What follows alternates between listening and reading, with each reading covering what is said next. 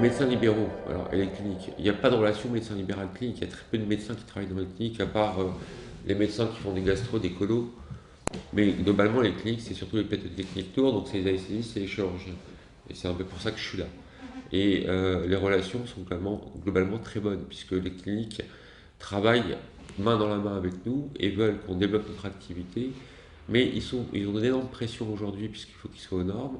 Et pour maintenir un équilibre financier, ils ont beaucoup de difficultés. Contrairement aux établissements publics qui sont complètement déficitaires, notamment à Paris c'est la PHP, mais qui continuent à tourner, une clinique ne peut pas se permettre d'être déficitaire puisqu'elle a des salariés, 200, 300 salariés, des infirmiers, des aides-soignants, des brancardiers, des secrétaires, et il faut payer tout ce personnel.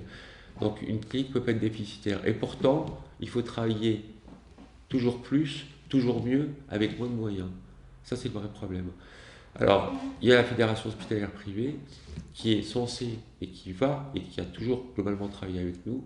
Maintenant, on peut être en désaccord sur certains points. On n'a pas toujours été d'accord. Mais globalement, l'objectif, c'est qu'on travaille main dans la main.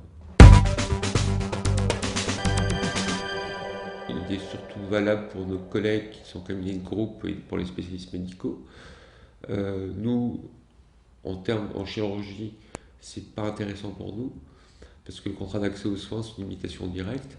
Et puis tous les praticiens qui l'ont signé aujourd'hui, et notamment quand on discute avec les spécialistes médicaux, notamment en région francilienne, puisque c'est un peu une région particulière du fait du mode de vie, des charges beaucoup plus élevées qu'en province, fait que le contrat d'accès aux soins n'est pas du tout adapté au mode de vie d'un praticien libéral dans l'état actuel des choses et qu'il faut absolument le revoir de A à Z, mais que le contrat d'accès aux soins peut être une bonne option, même pour des chirurgiens éventuellement, si on revoit les choses de manière intelligente.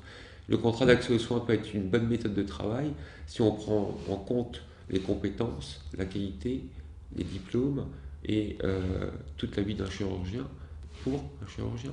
Mais on ne peut pas appliquer ce contrat d'accès aux soins de manière globale, il faut que ce soit du cas par cas.